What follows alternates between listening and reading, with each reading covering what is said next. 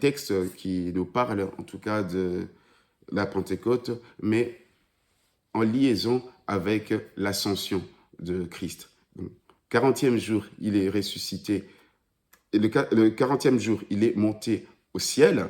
Alors, quand nous lisons dans Philippiens chapitre 2, où on nous dit que Dieu l'a souverainement élevé, l'a donné un nom au-dessus de tout nom. Cet événement-là s'appelle l'exaltation de Christ. D'autres, bien entendu, parlent de l'intronisation de Christ comme Seigneur de Seigneur. Il reprend la gloire qu'il avait auparavant auprès du Père, mais avec le fait que c'est lui qui était Seigneur au moment de la création, le devient encore doublement par le fait qu'il devient le Seigneur de la rédemption de celles et ceux qui croiront en lui. Nous faisons un chant de joie et nous allons voir les textes qui touchent à l'ascension ainsi que à la Pentecôte. Nous allons chanter avec joie. Sois loué, Seigneur Jésus, sois loué, sois loué, Seigneur Jésus, sois loué. Répondons, sois loué, Yahweh, Seigneur Jésus, sois loué. Tous les rois passeront, mais tu vis et tu règnes à jamais. Sois loué, à jamais, Seigneur Jésus, sois loué. Nous bénissons ton nom, toi qui vis et règnes à jamais. Seigneur Jésus, sois loué, oui, sois loué, Papa d'amour, Seigneur Jésus, sois loué, Jésus, Seigneur Jésus, sois loué. sois loué, Papa d'amour, sois loué, Yahweh, Seigneur Jésus, sois loué, éternel des armées, sois loué, oh Jésus, Seigneur Jésus, oh, je te chante mon roi, oh, je te loue mon roi, tu es mon sauveur, tu es ma lumière, c'est toi qui me donne la vie, je te bénis mon roi, oh Papa, béni soit ton nom, Jésus béni soit ton nom, Père béni soit ton nom, Jésus, alléluia, oh Papa, béni soit ton nom, Jésus béni soit ton nom, moi je loue mon Dieu, moi je bénis mon Dieu, il est mon seul sauveur, c'est lui qui est ma joie, l'auteur de mon salut, le chef de ma foi, oh je l'aime tellement, Jésus est mon roi, et Yahweh, et Yahweh, et Yahweh, et Yahweh,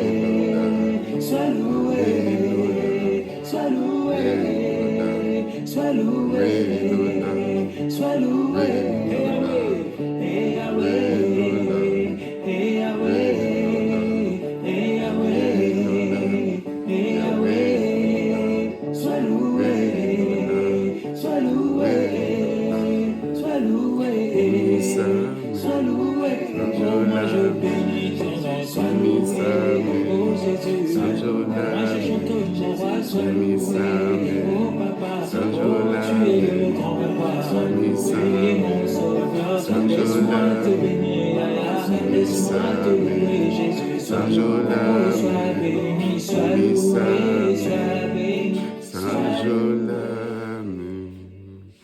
Alléluia. Oui, Seigneur, ta parole est une lampe à nos pieds, une lumière sur le sentier de toute notre vie. Nous voulons, ô Dieu, en ce moment, partager ta parole. Puisses-tu nous parler, nous éclairer par ton esprit qui est au milieu de nous, qui agit au milieu de nous, qui agit en nous. Oh oui, éclaire-nous, Seigneur. Nous voulons l'illumination en cette soirée. Nous voulons vraiment que tu ouvres nos oreilles spirituelles afin, Seigneur, d'écouter ce que l'Esprit dit à l'Église. Que ce moment soit béni par toi. Nous avons ainsi prié. Amen. Voilà, chers frères et sœurs, nous voulons continuer dans les lectures bibliques et que nous puissions comprendre ce que le Seigneur a à nous dire. Alors, pour celles et ceux qui étaient avec nous en présentiel hier, nous avons eu à parler du texte de Actes des Apôtres au chapitre 2. Nous avons lu du premier verset jusqu'au verset 39, voire même un peu plus loin, pour comprendre la Pentecôte, celle qui s'est produite à Jérusalem, et nous avons tiré des leçons spirituelles quant à ce. Nous voulons maintenant voir le lien qu'il y a entre cette réalisation, c'est-à-dire la réalisation de la promesse divine, avec l'ascension. La Bible nous dit que le Seigneur avait eu déjà à promettre qu'il donnerait de son esprit à son peuple. Et dans la promesse des dieux, Ésaïe parle d'une alliance perpétuelle, donc c'est-à-dire l'alliance nouvelle, et cette nouvelle qui sera indestructible, c'est-à-dire qu'on ne peut casser. Et dans le terme de cette alliance, Ésaïe 59 nous donne une révélation. Prenons nos Bibles dans Ésaïe 59. Ésaïe 59, le verset 21.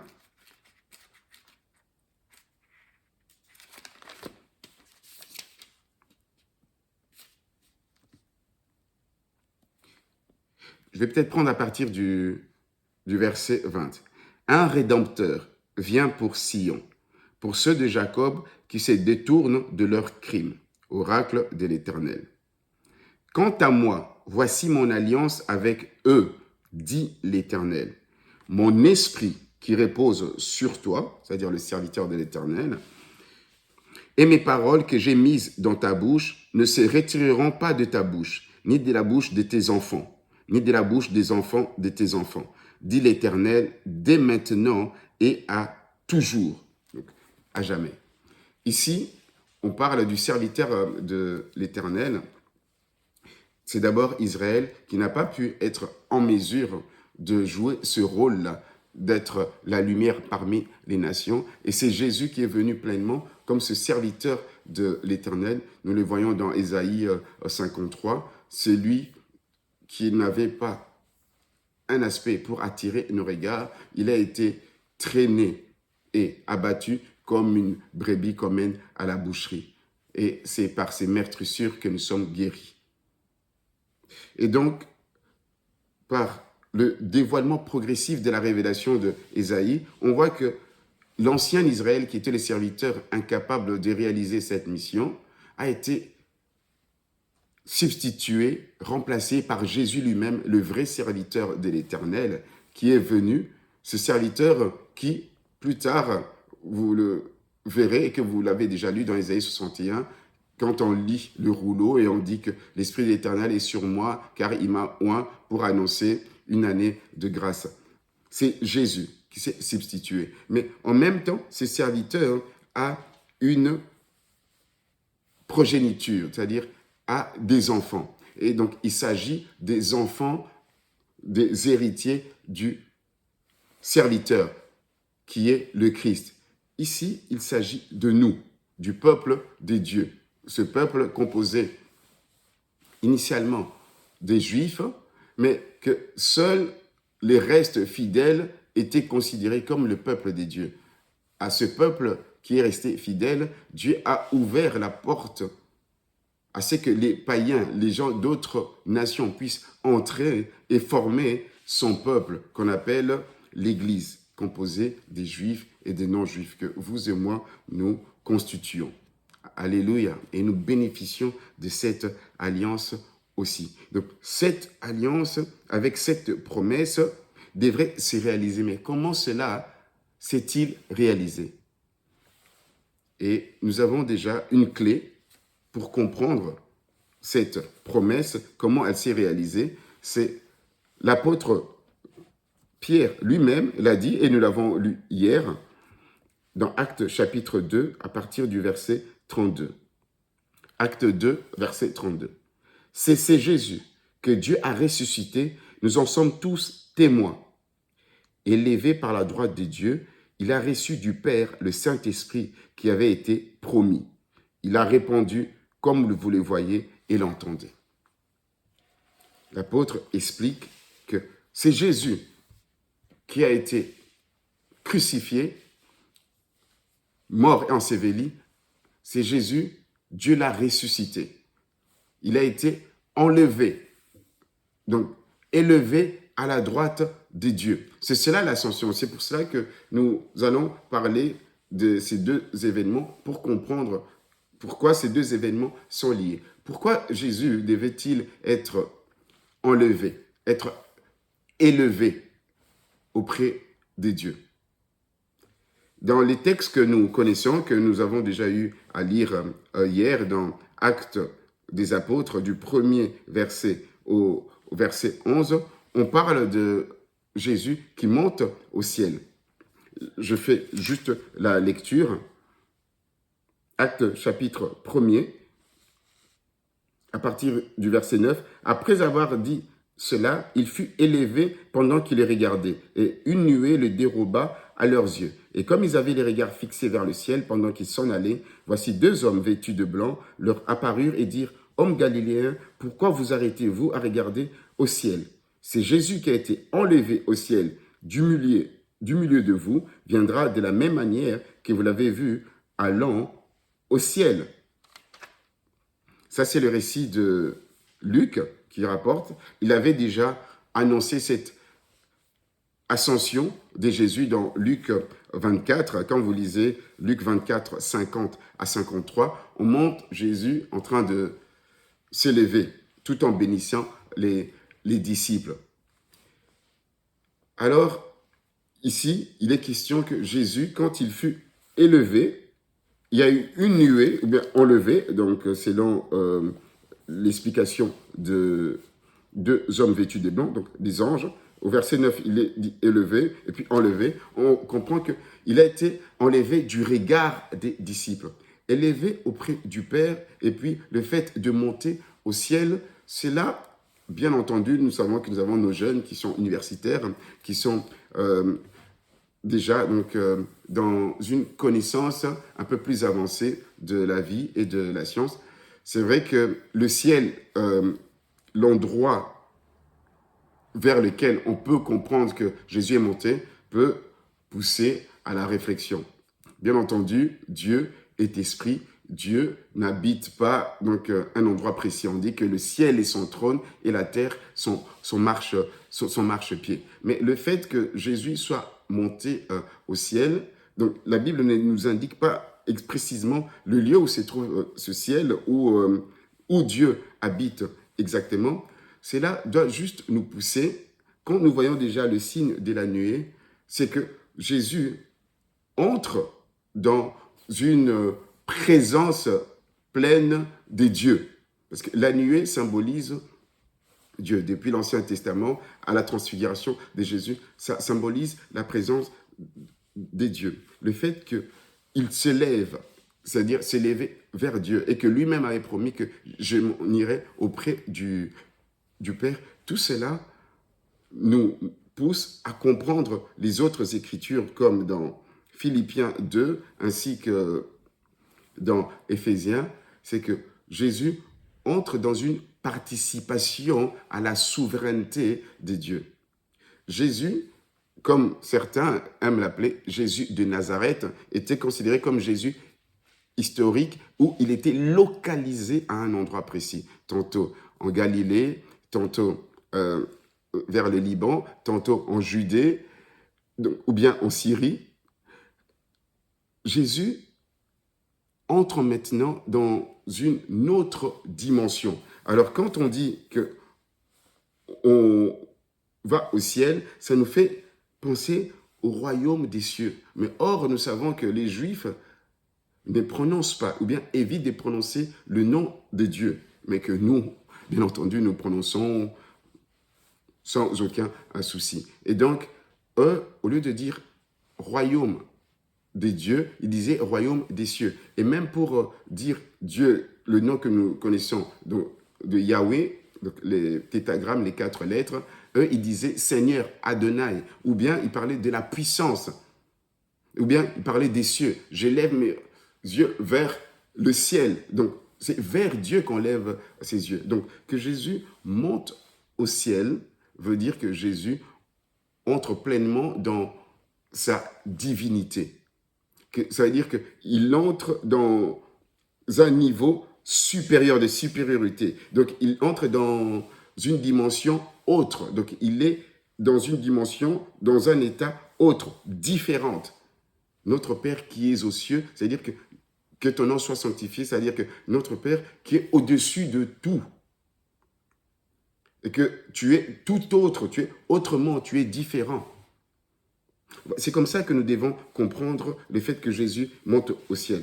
Bien entendu, nous devons aussi, à la lumière des Écritures, comprendre que Jésus réalise une parole qu'il a promise, que je m'en vais auprès du Père, vous préparer une place. C'est-à-dire que là où Jésus se trouve dans la plénitude de la présence de Dieu, dans la divinité, il y a effectivement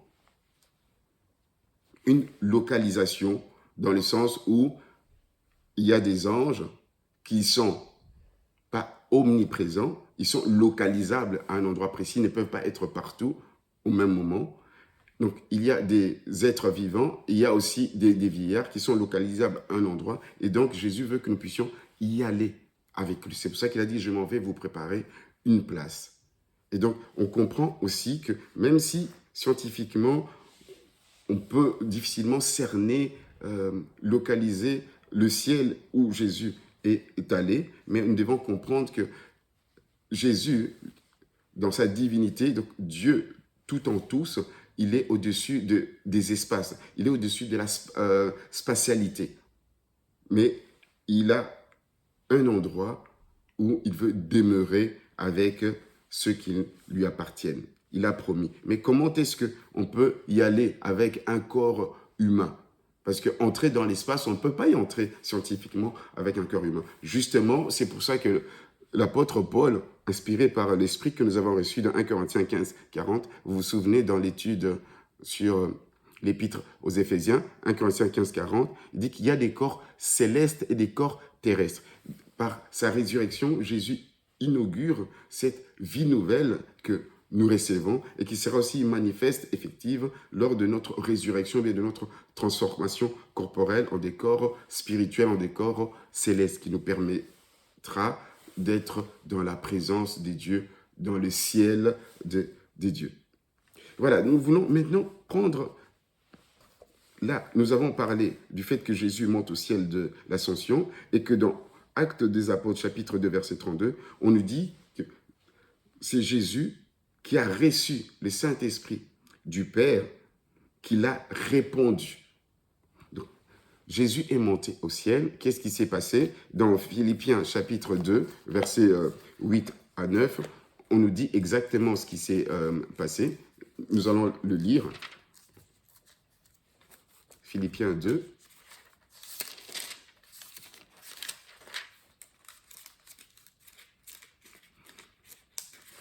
Philippiens chapitre 2, 8 à 9.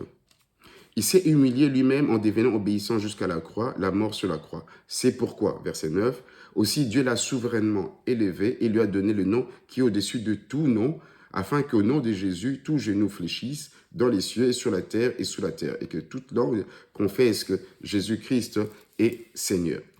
Ce qui s'est passé, donc la Bible nous dit que le fait qu'il soit monté au ciel, qu'on appelle l'ascension, qu'il y a eu ce qu'on appelle l'exaltation, c'est-à-dire une forme d'intronisation où Jésus participe pleinement à la souveraineté de Dieu. C'est ainsi que nous devons comprendre, comme nous le chantons, assis à la droite de Dieu. Ce n'est pas que Dieu a son siège et que Jésus a aussi son siège, c'est plutôt une image pour dire quand on est assis à la droite de Dieu, du souverain, du roi, on participe à son pouvoir. Et dans l'Apocalypse, on voit justement que le Christ est assis sur le trône de Dieu. Dans Romains chapitre 5, verset 5, il est dit ceci, Romains 5, verset 5, « Or l'espérance ne trompe pas, parce que l'amour de Dieu est répandu dans nos cœurs par le Saint-Esprit qui nous a été donné. » L'amour de Dieu est répandu dans nos cœurs par le Saint-Esprit qui nous a été donné. On pourrait directement, en tout cas pour celles et ceux qui sont avancés dans la foi, attribuer ce passage au fruit de l'esprit. Le fruit de l'esprit, c'est l'amour. Mais non, ici, il ne s'agit pas d'un fruit qui naît de l'action de Dieu par son esprit dans nos vies, et ça produit l'amour pour lui et l'amour pour les frères et sœurs, pour notre prochain. Le Saint-Esprit qui a été donné, comme nous avons lu dans Acte 2, 32, c'est cet esprit, le Saint-Esprit, donc ce n'est pas une chose, excusez-moi, donc a été donné avec la plénitude de l'amour de Dieu. Donc, je veux dire, ce qui accompagnait, donc ce qui était comme le contenu du déversement de l'Esprit à la Pentecôte, dans l'Église, dans ta vie, quand tu as fait l'expérience de recevoir Jésus dans ta vie, donc, ce qui a été déversé, qui paraît comme être de l'eau qui est déversée, qui abreuve, qui remplit la vie d'une personne, c'est l'amour de Dieu. Cet amour-là qui te permet d'aimer Dieu davantage, de prier, de lire la Bible, que tu as une passion à comprendre les Écritures, à chercher à lire l'Évangile. Tu as une passion pour les âmes, aussi une passion pour la prière. C'est le fait que Dieu a répandu son amour. Et donc, Jésus est monté à la droite de Dieu, il a été intronisé, et le fait qu'il soit intronisé, il a déversé le Saint-Esprit avec amour. Alors, dans l'action de Jésus, il nous est dit encore quelque chose dans Éphésiens. Et ça concerne la vie de l'Église.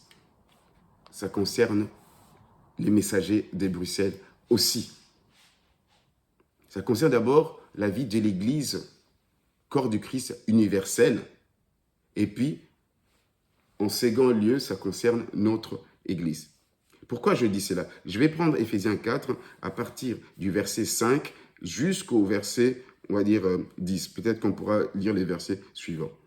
Éphésiens 4, à partir de 5. Il y a un seul Seigneur, une seule foi, un seul baptême, un seul Dieu et Père de tous, qui est au-dessus de tous, parmi tous et en tous. C'est là, ça explique que Dieu n'est pas localisable, il est au-dessus des espaces, il est au-dessus de la spatialité, il est supérieur à tout ça.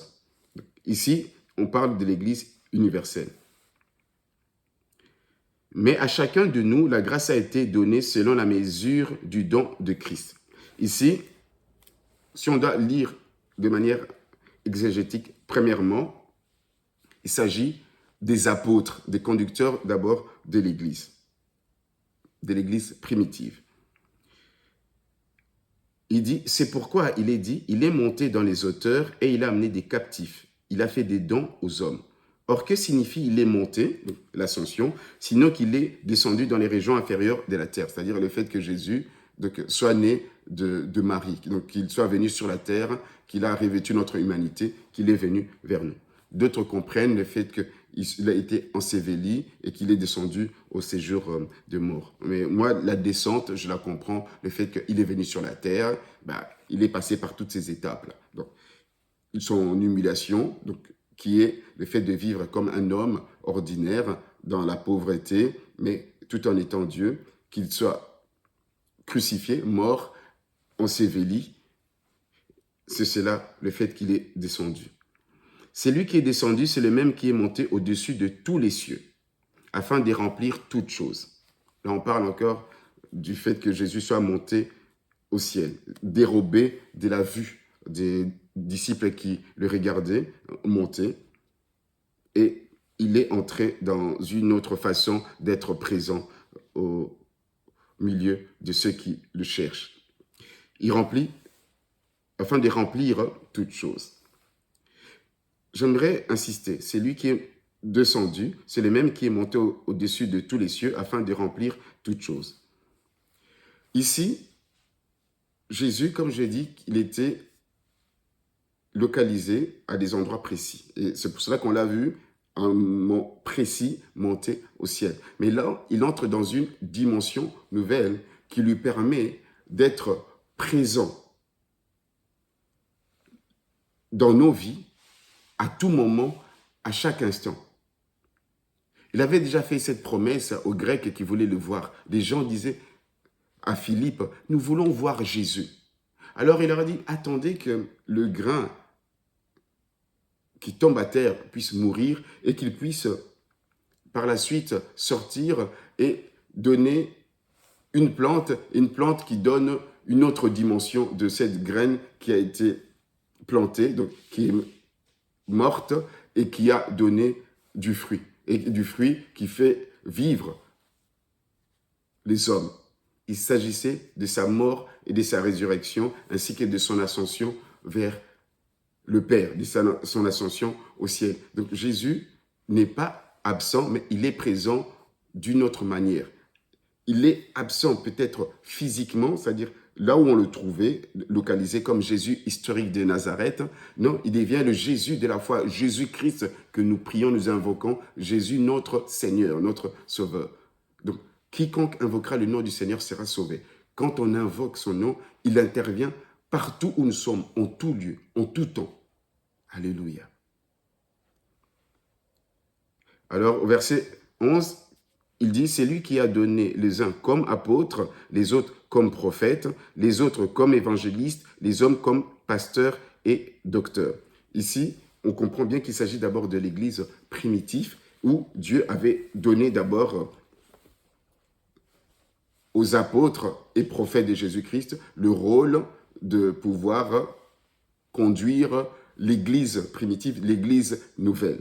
Et pourquoi je dis ça? Quand nous lisons toujours dans Éphésiens, même dans Éphésiens 3, verset 5, il est dit, Éphésiens chapitre 3, verset 5, « Ce mystère n'avait pas été porté à la connaissance des fils des hommes dans les autres générations, comme il a été révélé maintenant par l'Esprit à ses saints apôtres et prophètes. » C'est-à-dire, sont les apôtres et les prophètes de l'Église.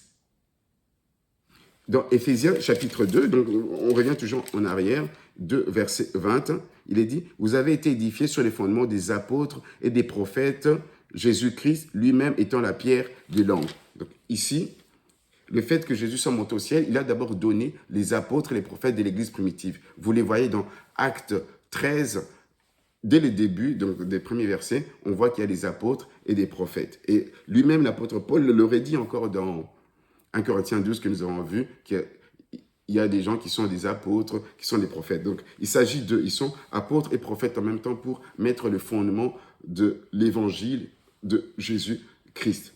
Mais alors, qui dirige les églises? Dans les églises, il y avait des évangélistes, c'est-à-dire des hommes et des femmes, des responsables itinérants qui allaient de lieu en lieu pour fonder les églises, pour réconforter, fortifier les églises, qu'on appelle les évangélistes ou les missionnaires. Ce sont plutôt des pasteurs itinérants. Alors il dit, les autres comme évangélistes et les autres comme pasteurs et docteurs.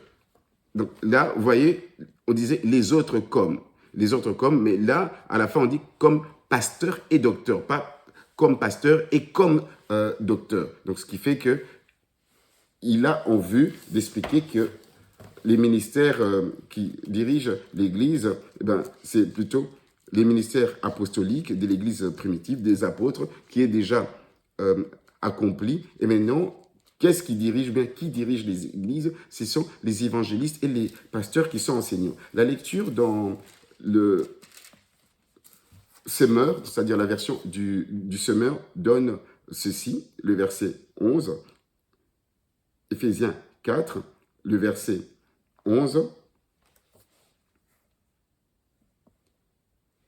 C'est lui qui a fait don de certains comme apôtres, d'autres comme porte-parole de Dieu, d'autres comme évangélistes et d'autres encore comme pasteurs et enseignants. Donc le pasteur doit enseigner, comme nous le voyons dans notre église. Nous avons vu déjà tous nos pasteurs, que ce soit Patrick, Ali, Takas et Bobo. Ils sont pasteurs, mais ils enseignent aussi. Donc, voyez-vous, alors quand on est pasteur, on doit savoir enseigner pour nourrir le peuple, pour soigner le peuple, pour les conduire. Vous voyez, donc c'est là donc, le rôle d'un pasteur. Donc, cela, dans quel but? Pour le perfectionnement des saints, c'est-à-dire des disciples, des membres, et en vue de l'œuvre du service et de l'édification du corps du Christ, jusqu'à ce que nous soyons tous parvenus à l'unité de la foi et de la connaissance du Fils de Dieu, à l'état d'homme fait à la mesure de la stature parfaite de Christ. C'est pour notre perfectionnement que le Christ, en montant au ciel, en étant exalté par Dieu, donc c'est-à-dire en étant intronisé par Dieu, a donné de son esprit, qui a donné l'amour qui nous aide à aimer Dieu d'une manière nouvelle et pleine, ainsi que les frères et sœurs. Car il est difficile d'aimer les gens, que ce soit les membres de nos familles, les amis, mais ceux qui ont reçu l'Esprit de Dieu. Donc cette difficulté peut paraître apparente quand on vit selon la chair, mais sinon on a un cœur aimant, on a un cœur renouvelé. Pourquoi? Parce que le Christ ressuscité est ressuscitant, est vivifiant. Christ lui-même ressuscité d'entre les morts, il ressuscite nos vies. Il ressuscite nos cœurs qui étaient morts dans les péchés pour leur donner la faculté d'aimer, pour leur donner la faculté de vivre d'une manière nouvelle, dans l'harmonie, dans la communion des uns des autres. Et pour parfaire cela, cet amour pour Dieu, cet amour pour les autres, c'est-à-dire le service, Dieu a donné à Jésus qu'il puisse distribuer dans l'Église, dans son peuple, des dons. Donc ces dons-là, en tout cas, qui sont vraiment des dons pour l'Église, corps du Christ, Église mystique universelle, ce sont aussi ces dons qui se manifestent dans les églises locales. Par exemple, dans nos églises, dans l'Église des messagers, il y a des pasteurs enseignants, il y a aussi des évangélistes, celles et ceux, les hommes et les femmes qui sortent pour prêcher la bonne nouvelle, pour créer des cellules, faire des implantations d'églises, comme dans toutes les églises que nous voyons en Europe, en Afrique, en Amérique, ainsi que partout dans le monde habité. Donc, je vais encore continuer dans la lecture et puis nous allons conclure et prier. Il y a aussi un texte alors qui est très important, c'est celui de Matthieu 28, 16 à 20. C'est par ce texte et celui de Apocalypse que nous allons conclure. Et excusez-moi, il y a aussi le texte de Jean. Alors, le texte de Matthieu dit ceci. Matthieu 28, 16 à 20. Matthieu, c'est le premier livre du Nouveau Testament. Alors nous allons prendre juste la fin. Nous allons prendre à partir du verset 16. Les 11 disciples allèrent en Galilée sur la montagne que Jésus avait désignée. Quand ils le virent, ils adorèrent. Mais quelques-uns eurent des doutes. Jésus s'approcha et leur parla ainsi. Tout pouvoir m'a été donné dans les ciels et sur la terre. Allez, faites de toutes les nations des disciples, baptisez-les au nom du Père, du Fils et du Saint-Esprit. Enseignez-leur à garder tout ce que je vous ai prescrit, et voici, je suis avec vous tous les jours jusqu'à la fin du monde. Matthieu, dans la fin de son évangile, ainsi que Jean, ne parle pas de l'ascension du Christ, mais il parle d'une promesse que Jésus leur a dit qu'il sera avec eux tous les jours jusqu'à la fin du monde. Mais comment Jésus, que nous avons vu, qui est monté au ciel, qui est au ciel actuellement, à la droite de Dieu, peut en même temps leur dire « Je suis avec vous tous les jours jusqu'à la fin du monde ». Justement, c'est parce que nous avons dit, c'est l'ascension, le fait de monter auprès de Dieu, d'entrer dans cette nouvelle dimension de la divinité. Il peut être présent dans nos cœurs, dans nos vies, tous les jours, jusqu'à la fin du monde. Mais cette présence est beaucoup plus réelle et palpable lorsque nous prêchons. Le fait de la présence, de la promesse de la présence, c'est lorsque nous enseignons. Donc nous allons faire des disciples. C'est pour ça qu'à la Pentecôte, on a donné ces langues qui étaient comme des flamèches, des flammes de feu, justement pour aller en mission. C'est-à-dire le don de l'Esprit, c'est la présence intime et permanente de Dieu dans la vie de l'Église, dans la vie de chaque croyant, de ta vie et de ma vie, mais c'est aussi le fait de nous mettre à disposition de la mission de l'Esprit, qui est de parler, de témoigner de Jésus-Christ. Lorsque viendra le Saint-Esprit, il prendra de ce qui est à moi et vous le donnera. il me glorifiera, il rendra témoignage de moi. C'est pour ça que Jésus leur a dit que vous serez mes témoins. Cette puissance, c'est le fait que l'Esprit de l'Éternel, l'Esprit de Dieu, il est fait agir à distance. Il envoie en toi, en moi, dans l'Église, pour que nous puissions être ces hommes et ces femmes qui ouvrent leur bouche pour témoigner de l'amour, de la vérité, de la fidélité, de la puissance et de la sagesse de Dieu. Jésus est venu. Alors, cette présence de « je suis avec vous jusqu'à la fin du monde », Jésus l'a dit, nous terminons notre message, Jésus l'a dit à ses disciples dans Jean chapitre 16, il répond ce qu'il a dit au chapitre 14, mais pour donner plus de précision. Dans Jean chapitre 16, je vais prendre le verset 12 jusqu'au verset 22. Jean 16, verset 12 à 22. « J'ai encore beaucoup de choses à vous dire, mais vous ne pouvez pas les comprendre. Maintenant, quand il sera venu, lui, l'Esprit de vérité, il vous conduira dans toute la vérité, car les paroles ne viendront pas de lui-même, mais il parlera de tout ce qu'il aura entendu et vous annoncera les choses à venir. Lui me glorifiera, parce qu'il prendra de ce qui est à moi et vous l'annoncera. Tout ce que le Père a est à moi. C'est pourquoi j'ai dit qu'il prendra de ce qui est à moi et vous l'annoncera. » Verset 16. « Encore un peu de temps et vous ne me verrez plus. Et puis encore un peu de temps et vous me verrez de nouveau, parce que je vais vers le Père. » Alors quelques-uns de ses disciples dirent entre eux, « Mais qu'est-ce qu'il nous dit ?» Il s'est dit, « Qu'est-ce qu'il nous dit ? Encore un peu de temps, vous ne me verrez plus, puis encore un peu de temps et vous me verrez. Et je m'en vais vers le Père. » Il disait donc, « Que dit-il là, un peu de temps ?» Nous ne savons de quoi il parle. Jésus, sachant qu'il voulait l'interroger, leur dit, « Vous vous questionnez les uns les autres sur ce que j'ai dit. Encore un peu de temps et vous ne me verrez plus, et puis encore un peu de temps et vous me verrez. En vérité, je vous le dis, vous pleurerez et vous vous lamenterez, car le monde se réjouira. Vous serez dans la tristesse, mais votre tristesse sera changée en joie. La femme, lorsqu'elle enfante, a de la tristesse, parce que son heure est venue. Quand elle a enfanté le jour à l'enfant, elle ne se souvient plus de sa douleur, à cause de la joie de ce qu'un homme soit venu au monde.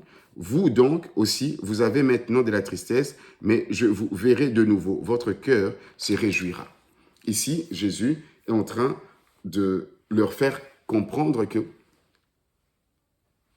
dans peu de temps, il sera mis à mort, crucifié, enterré, mais après, ils vont le revoir.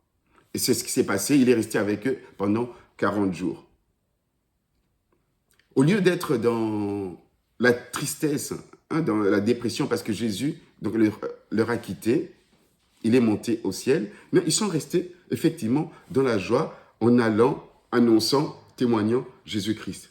Et cette joie a été pleine parce qu'ils ont reçu le Saint-Esprit qui a produit en eux la joie comme fruit de l'Esprit.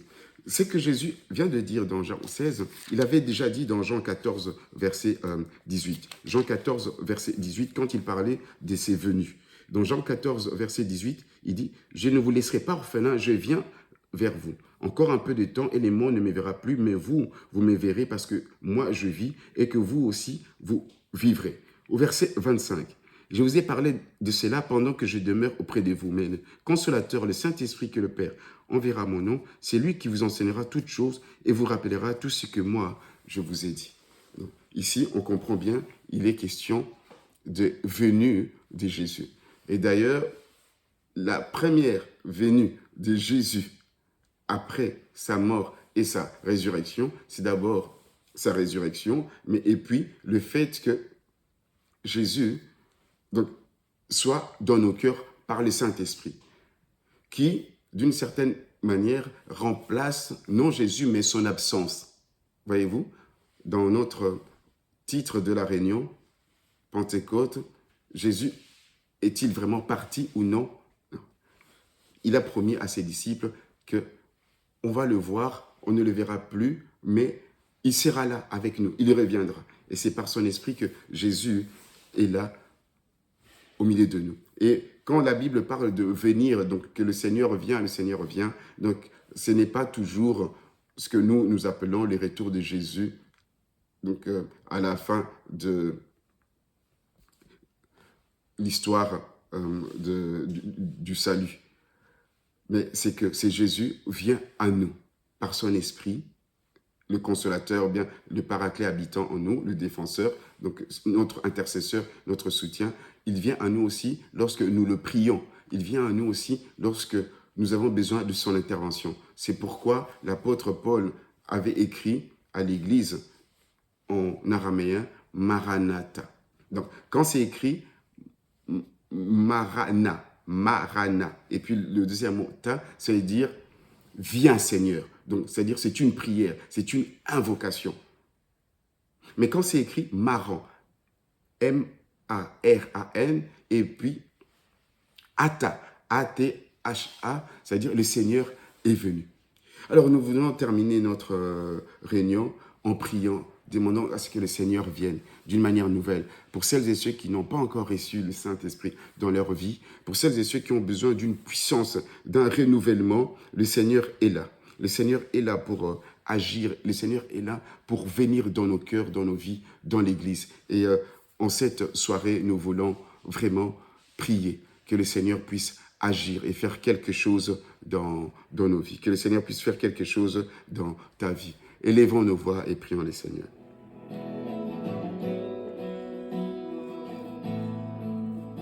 Seigneur notre Dieu, nous voulons te prier. Nous voulons te prier, Seigneur.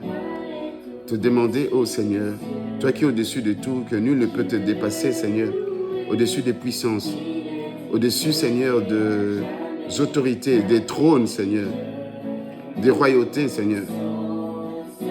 Nous voulons, ô Dieu Tout-Puissant, te remercier pour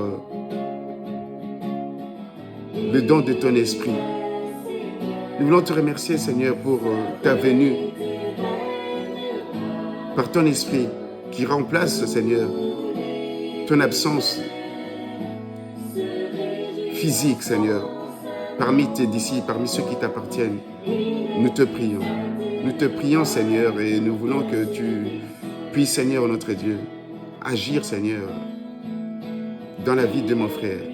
Que tu puisses agir, Seigneur, dans la vie, Seigneur, de ma sœur, Seigneur, qui te reconnaît comme le roi des rois, qui te reconnaît comme le maître de sa vie, et qui te prie, qui t'adore, qui te loue, comme nous le faisons maintenant, Seigneur, que tu es Seigneur, oui, Seigneur de toute la création, de tous les êtres humains, et que tu es aussi le Seigneur de la rédemption. Oui, parce que tu nous as rachetés et nous n'appartenons plus au chef des familles. Nous n'appartenons plus, Seigneur, au chef coutumier, Seigneur. Nous n'appartenons plus, Seigneur, notre Dieu,